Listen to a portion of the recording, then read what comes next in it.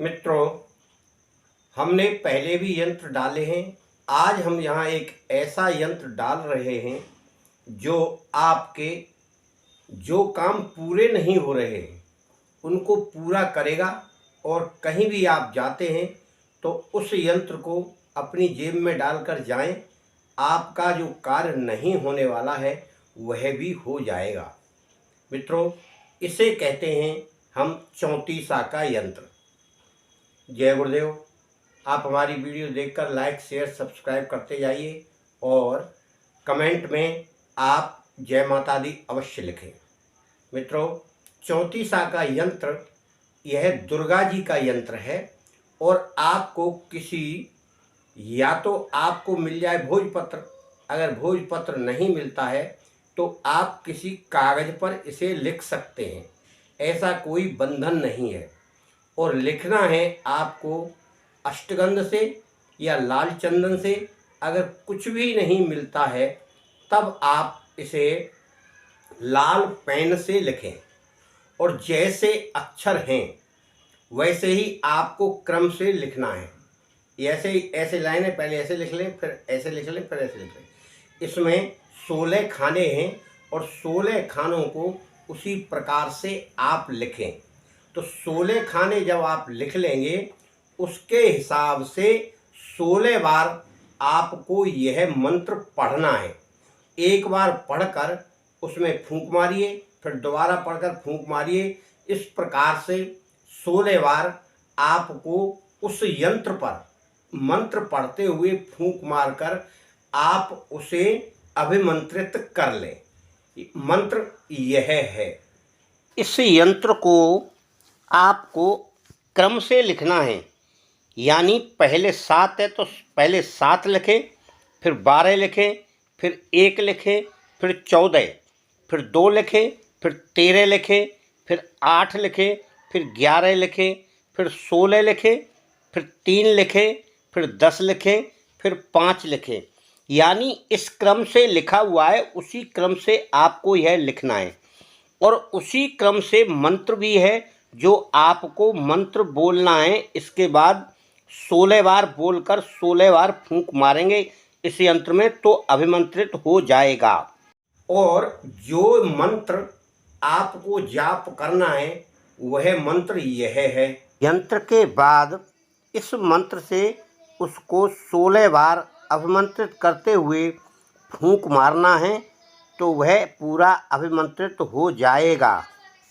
इसको आप याद कर सकते हैं या आप देखकर भी पढ़ सकते हैं, बोल सकते हैं।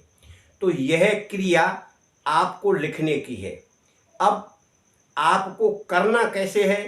किसी भी शुक्ल पक्ष में आप कोई भी दिन, जिस दिन अमृत योग हो या सिद्धि योग हो, उस दिन आपको यह लिखना है। आप इसे सुबह लिखें।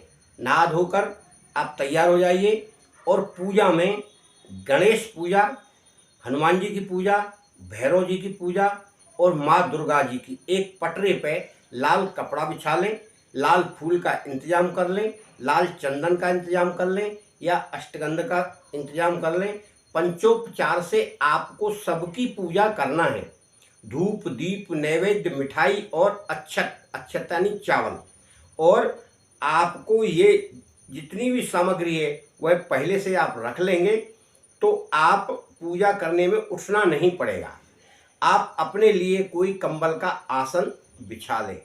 आप अपना मुख उत्तर दिशा की ओर रखें और माता का स्मरण करते रहें। पहले गणेश पूजा करें आप, फिर माता की पूजा करें, हनुमान जी की करें, भैरव जी की करें। सबको प्रसाद चढ़ाएं, फूल चढ़ाएं और सभी सामग्री धूप दीप अगरबत्ती सबको दिखाकर आप पूजा करके फिर आपको यह यंत्र लिखना है। लिखकर आप 16 बार इस यंत्र को अभिमंत्रित करेंगे। इस प्रकार से यह अभिमंत्रित होकर कंप्लीट आपका हो गया।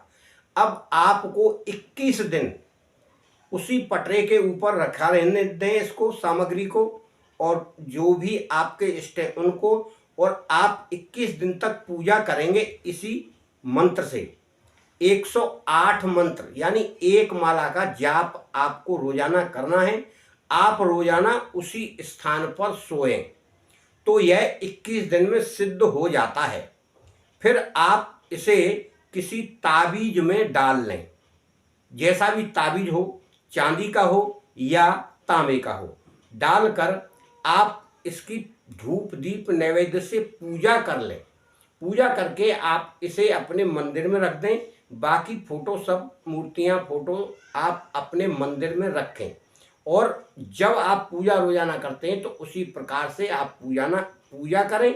और फिर आप इच्छा हो तो 16 बार या 11 बार इसी मंत्र का जाप रोजाना करें तो माँ दुर्गा की कृपा उस व्यक्ति पर होने लगती है और यह चमत्कारी यंत्र उस व्यक्ति के पास रहेगा, उसके कार्यों को संपूर्ण करेगा।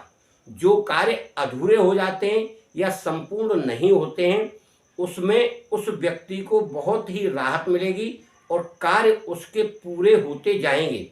यह कार्य सभी गुप्त करना है, इसकी चर्चा किसी से नहीं करनी, ना किसी को इसे बताना है।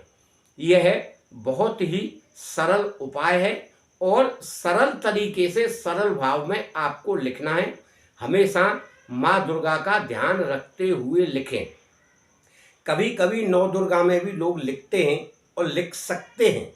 आपको अगर नौ दुर्गा दूर हैं तो आप किसी शुक्ल पक्ष में किसी शुभ मुहूर्त में इसे लिखना शुरू करें और 21 दिन तक मंत्रों का जाप करें। एक ही बार यह यंत्र बनाकर लिखना है और फिर इसे किसी कांच के फ्रेम में मढ़वाकर अपने मंदिर में भी रख सकते हैं। और अगर आप मंदिर में नहीं रखना चाहते तो किसी ताबीज में भरकर आप उसे अपने पास रखें, या तो जेब में रखें या फिर अपने बाजू में बांध लें। तो यह आपके उन कार्यों को पूरा करेगा जो आपके कार्य रुके हुए हैं।